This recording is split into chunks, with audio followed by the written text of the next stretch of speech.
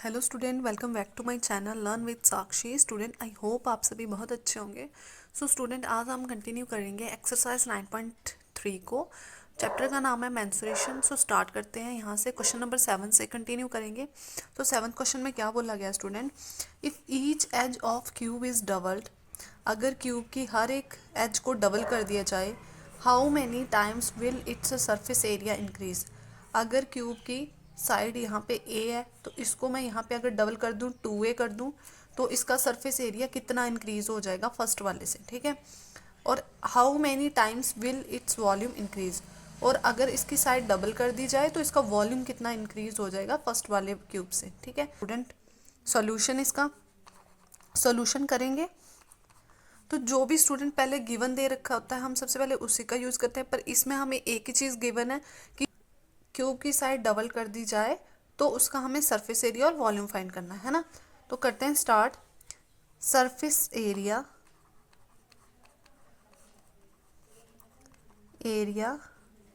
Of cube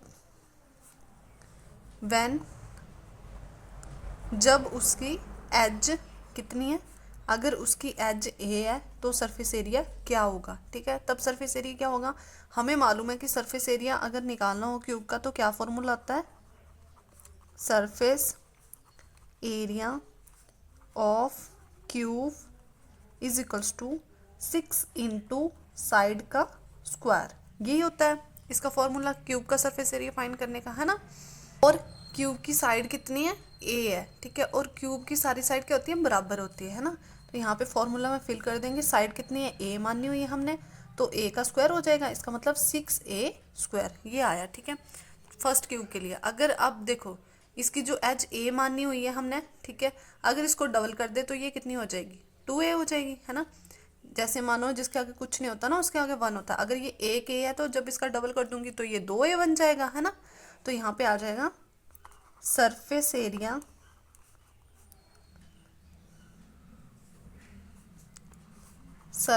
area of cube is equals to 6 into side का square. और side कितनी है हमारे पास, साइड अगर मानिए लेट कर लें, साइड अगर 2a हो जाएगी ना।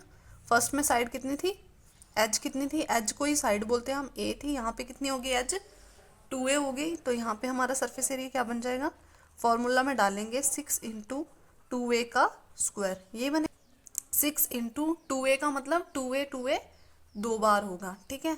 स्क्वायर का मतलब होता है इसको दो बार मल्टीप्लाई, तो यहाँ पे हो जाएगा 6 इंटू 6 2 ज़ा 12 एंड 12 2 ज़ा 24, तो यहाँ पे आएगा 24। और ए कितनी बार है, दो बार है, तो ए का स्क्वायर, तो कितना हो गया 24a², ठीक है।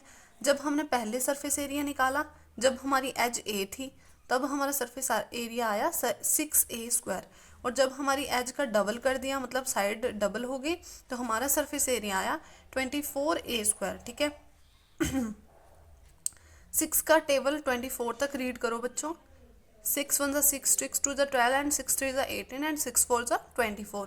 इसका मतलब हमारा जब हमने एज डबल कर दी तो हमारा सरफेस एरिया 4 टाइम्स इंक्रीज हो गया, क्योंकि 6 4 ज़ा 24 होते हैं ना, तो 24 हो गया ना। तो यहाँ पे आएगा it's surface area increased by 4 times. कितना ज़्यादा हो जाएगा, 4 टाइम्स ज़्यादा हो जाएगा, ठीक है। पार्ट सेकंड करेंगे, how many times will its volume increase. इसका वॉल्यूम कितना इंक्रीज हो जाएगा, तो साइड तो हमें मालूम है, जब हमारे पास एज जो है, एज लिख लो या साइड लिख लो, जब हमारे पास एज ए है, ठीक है, तो वॉल्यूम कितना हो जाएगा, यहाँ पे लिखेंगे volume of cube is equals to कितना हो जाएगा, कितना होगा साइड का क्यूब, ठीक है। और साइड कितनी है ए, तो इसका मतलब ए का क्यूब।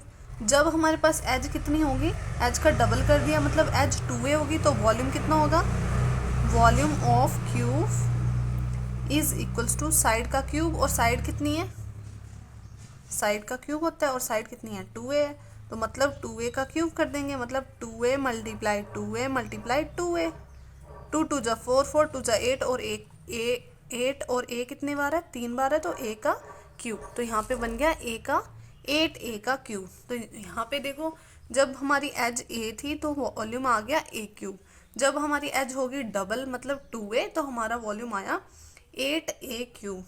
ठीक है, तो यहाँ पे आ जाएगा वॉल्यूम ऑफ क्यूब इंक्रीज्ड, कितना इंक्रीज हो गया, बाय फर्स्ट वाले से यहाँ पे ए क्यूब था, यहाँ पे ए क्यूब तो है और 8 भी है ना साथ में मल्टीप्लाई, मतलब बाय 8 टाइम्स इंक्रीज हो गया जब हमने इसकी एज को डबल कर दिया। तो स्टूडेंट यही क्वेश्चन था, छोटा सा क्वेश्चन है, ज़्यादा डिफिकल्ट नहीं है। आई होप आपको अच्छे से क्लियर हो गया है। सो करते हैं इसका नेक्स्ट क्वेश्चन को स्टार्ट करते हैं। Question number 8। क्वेश्चन नंबर 8 में क्या दे रखा है student, water is pouring into A cuboidal reservoir at the rate of 60 litre per minute. एक रेजर्वायर में पानी को क्या किया गया है, पोर किया जाता है, और 1 मिनट में 60 लीटर पानी पोर हो जाता है इस रेजर्वायर में। If the volume of reservoir is 108 metre cube, अगर इस रेजर्वायर का वॉल्यूम कितना है, 108 मीटर क्यूब है। Find the number of hour it will take to fill the reservoir. Number of hour बताने हैं कि इसको भरने में कितना हावर्स लग जाते हैं। ठीक है, इस रेजर्वायर को भरने में। तो आप देखोगे स्टूडेंट रेजर्वायर कैसा है, क्यूबॉइडल शेप का है ना, तो यहाँ पे फॉर्मूला भी किसका यूज होगा, क्यूब के ही फॉर्मूले लगेंगे, है ना। तो सबसे पहले हमें स्टूडेंट जो भी गिवन दे रखा होता है ना हम उसी का ही यूज करते हैं। तो करते हैं सॉल्यूशन। तो यहाँ पे गिवन क्या है हमारे पास, गिवन है volume of reservoir. Volume of reservoir दे रखा है इन्होंने, रिजर्वायर इज इक्वल्स टू कितना दे रखा है, 108 मीटर क्यूब। और पोरिंग रेट क्या है, पानी डलने की रेट क्या है इसमें, पोरिंग रेट कितनी दे रखी है, pouring rate is equals to 60 litre per minute. 1 minute में 60 लीटर पानी गिर जाता है ना। तो स्टूडेंट हम क्या करेंगे ना, सबसे पहले तो यहाँ पे बताया हुआ है 1 मिनट में 60 लीटर पानी गिरता है, तो हम क्या कर लेंगे, हम ये फाइंड कर लेंगे कि अगर 1 मिनट में 60 लीटर पानी गिरता है तो 1 घंटे में कितना पानी गिरेगा। ठीक है, तो हम क्या कर लेंगे, यहाँ पे निकाल लेंगे वाटर पोर्ड इन 1 आवर, कि 1 घंटे में कितना पानी गिरेगा। तो अगर 1 मिनट में 60 गिरता है, ठीक है 60 लीटर गिरता है, तो 1 घंटे में कितने मिनट होते हैं, 60 मिनट, तो 60 मिनट में कितना गिरेगा, मल्टीप्लाई करेंगे 6 6 जा 36, 2 0 साथ में आ जाएंगी लीटर। इसका मतलब 3600 लीटर पानी गिरेगा 1 घंटे में। ठीक है, अब हम क्या करेंगे, यहाँ पे जो वॉल्यूम दे रखा है ना, वॉल्यूम हमें दे रखा है मीटर क्यूब में, और पानी गिरने का जो 1 घंटे में पानी गिरता है वो हमने निकाल लिया लीटर में, तो हम वॉल्यूम को भी ना लीटर में ही कन्वर्ट कर लेंगे। तो यहाँ पे लिखेंगे कैपेसिटी, या वॉल्यूम लिख लो, या capacity of reservoir in litre, हम लीटर में फाइंड कर लेंगे। वॉल्यूम इसका है 108 मीटर क्यूब है, तो यहाँ पे साइड में लिख देती हूँ 1 metre cube is equals to 1000 litre होता है। तो स्टूडेंट 1 मीटर क्यूब में ना 1000 लीटर होते हैं, तो हम यहाँ पे मीटर क्यूब की जगह क्या लिख देंगे, 1000 लीटर, और फिर ये लीटर में कन्वर्ट हो जाएगा, है ना। तो इसको कन्वर्ट कर लेंगे, मल्टीप्लाई करेंगे तो कितना बन जाएगा 108, और जितने जीरो आगे हैं ना 3 0, तो 3 0 साथ में आ जाएंगे, मतलब इतना लीटर पानी इस रिजर्वायर में हम डाल सकते हैं। ठीक है, तो हमें तो क्या निकालना है, इन्होंने बोला है find the number of hours, number of hours निकालने हैं हमें। तो नंबर ऑफ हावर्स कैसे निकलेंगे स्टूडेंट, कितना पानी उसमें आ सकता है, 1 घंटे में कितना पानी इस रिजर्वायर के अंदर हम डाल सकते हैं, अगर इससे डिवाइड कर दूं तो मेरे पास आ जाएंगे नंबर ऑफ हावर्स। तो यहाँ पे आ जाएगा डिवाइड, 1 घंटे में कितना पानी आ सकता है वो लिख लेंगे दोनों लीटर में। ठीक है, लीटर से लीटर कैंसिल हो जाएगा, 2 0 से 2 0 कैंसिल हो जाएंगी, 36 से करेंगे डिवाइड तो 3 से जाएगा, और 1 0 ये है तो बन जाएगा 30, पूरा का पूरा कैंसिल हो जाएगा। तो यहाँ पे आ जाएगा number of hours is equals to 30, मतलब 30 घंटे लगेंगे इस रिजर्वायर को भरने में। ठीक, होप आपको अच्छे से क्लियर हो गया। तो यहाँ पे लिख देते हैं इट विल टेक 30 आवर्स, ये इसका आंसर है।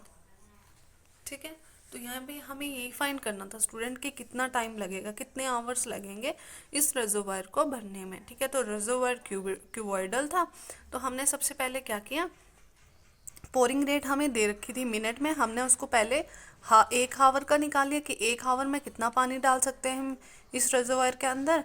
फिर जो उसका वॉल्यूम दे रखा था ना, वो मीटर क्यूब में था, तो हमने उसको लीटर में कन्वर्ट कर लिया।